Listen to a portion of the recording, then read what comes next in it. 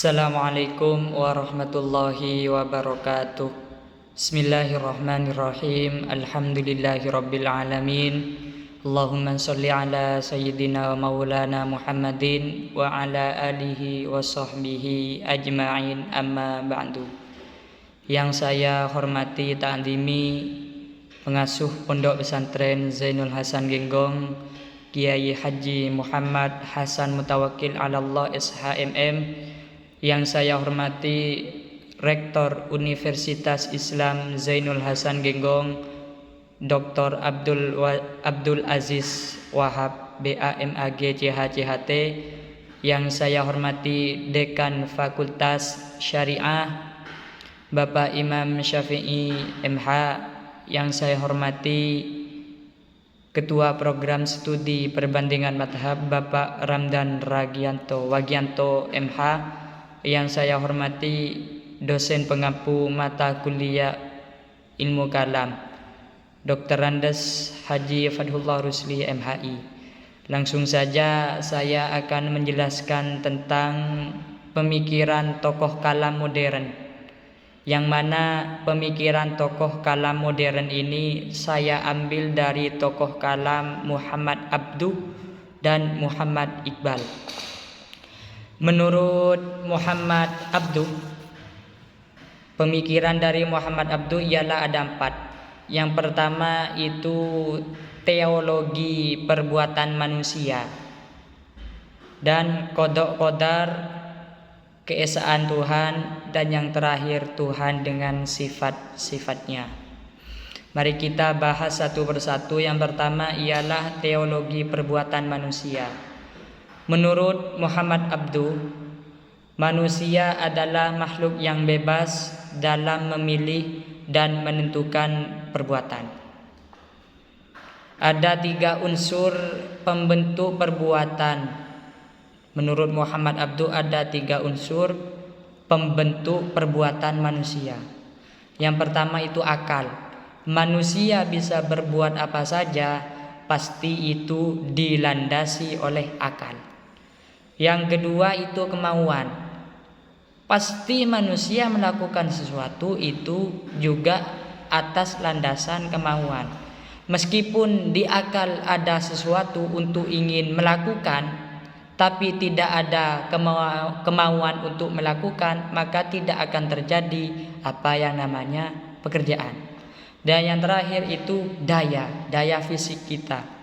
Akal sudah punya, kemauan sudah punya, tapi tidak mempunyai fisik yang sempurna, ya tidak akan berjalan juga, tidak akan melakukan sebuah perbuatan juga kalau kita tidak memiliki fisik yang sempurna. Akal digunakan untuk memilih, lalu ditopang oleh kemauan.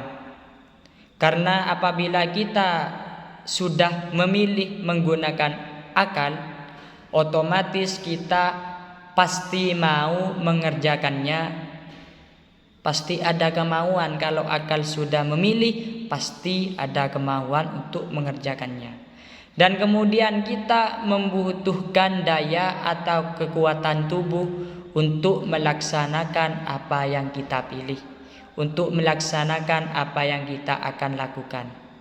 Jadi ketiga unsur tersebut menurut Muhammad Abduh ialah pembentuk perbuatan itu saling berhubungan antara satu sama lainnya. Akal berhubungan dengan kemauan, kemauan berhubungan dengan daya fisik, itu saling berta'alluq, saling berhubungan. Yang kedua yaitu qada dan qadar. Menurut Muhammad Abduh, qada dan qadar ini merupakan salah satu pokok-pokok dalam akidah beragama. Jadi seseorang berkeyakinan terhadap agama, berkeyakinan terhadap sebuah agama, pasti mempunyai pemikiran tentang qada dan qadar. Menurut Muhammad Abduh, ia harus diberi pengertian yang benar. Seseorang harus diberi pengertian yang benar dalam berakidah, dalam beragama tentang qada dan qadar. Karena sebagai akidah yang terdapat di dalam hati akan terpantul di dalam sikap dan perbuatan. Artinya keyakinan yang sudah mantap dalam hati itu bisa goyang dengan adanya perbuatan dan kelakuan kita. Dari situlah pengertian kodok dan qadar itu harus benar, harus tepat apa yang dimaksud dengan kodok dan qadar. Kodok dan qadar pula dapat memantulkan sikap hidup yang dinamis, sikap hidup yang sejahtera. Sedangkan pengertian yang menyimpang dapat menimbulkan sikap-sikap yang tidak menguntungkan. Kalau kita memahami sifat kodok dan qadar yang salah, maka itu akan merugikan bagi kita. Maka kita itu takut menyeleweng, takut tersesat kalau tidak memahami secara benar kodok dan qadar. Bukan mendapat kebahagiaan, malahan kita mendapat penderitaan. Menurut Muhammad Abduh yang ketiga yaitu tentang keesaan Tuhan. Di antara sifat yang wajib bagi Allah, bagi Tuhan kita ialah esa. Esa itu artinya satu. Tidak mungkin Tuhan itu lebih dari satu. Tuhan itu pasti satu. Esa dalam zatnya Allah, esa dalam sifatnya Allah, esa dalam wujudnya Allah. Jadi zat, sifat dan wujud Tuhan itu semuanya harus esa. Dat Tuhan, sifat harus esa yang dimiliki oleh Tuhan. Esa dalam dat berarti tidak menerima takrib, tidak menerima perkiraan, tidak tersusun dan tidak tersusun dari berbagai unsur di luar maupun di dalam akal kita sendiri. Karena itu tidak diperkirakan, akal kita itu tidak menyampai apa tentang yang ditetapkan oleh Tuhan.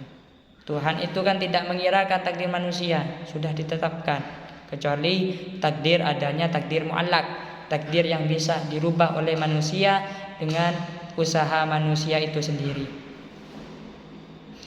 Selanjutnya yaitu tentang Tuhan dan sifat-sifatnya. Menurut Muhammad Iqbal, Tuhan dan sifat-sifatnya itu berhubungan. Dalam risalah, dalam sebuah keterangan, Muhammad Abduh itu menyebutkan sifat-sifat Tuhan. Adapun mengenai masalah apakah sifat Tuhan itu termasuk esensi Tuhan atau yang lain, nah untuk masalah pertanyaan ini ia hanya menjelaskan bahwa hal itu terletak di luar kemampuan manusia. Artinya tidak seluruh sifat Tuhan itu bisa dipahami oleh manusia. Hanya saja yang kita ketahui, yang bisa dipelajari oleh manusia sifat-sifat Tuhan yang sebagiannya, tapi tidak semuanya, tidak secara global, universal.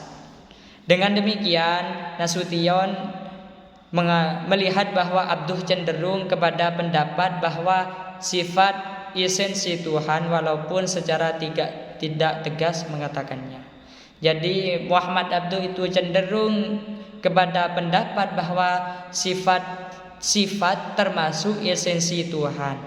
Jadi Muhammad Abduh itu mengatakan tapi tidak terlalu mentegaskan bahwasanya sifat dari Tuhan ialah termasuk dari esensi Tuhan. Yang selanjutnya yaitu tokoh kalam yang kedua, Muhammad Iqbal di sini terdapat 3 poin. Yang pertama itu masalah hakikat teologi. Yang kedua itu Muhammad Iqbal menolak alam statis, dan yang terakhir tujuan turunnya Al-Quran. Menurut Muhammad Iqbal tentang hakikat teologi. Hakikat teologi secara umum ia melihat bahwa teologi sebagai ilmu yang berdimensi tentang keimanan, ketauhidan. Teologi itu bahasa ilmiah, kalau bahasa agamis ialah tentang ketauhidan. Ketauhidan itu menjelaskan tentang sebuah keimanan kita kepada Tuhan. Di dalam mempelajari tentang tauhid atau teologi, terdapat jiwa yang bergerak berupa kesetiaan terhadap berkeyakinan Tuhan, kebebasan merdeka dari manusia yang lainnya. Artinya kita hidup itu tidak diperas oleh orang lain. Artinya menurut Muhammad Iqbal ini hakikat teologi kita mempelajari tauhid yang sesungguhnya, mempelajari tentang keimanan kita terhadap Tuhan yang sesungguhnya. Terus yang kedua, Islam menolak alam itu bersifat statis.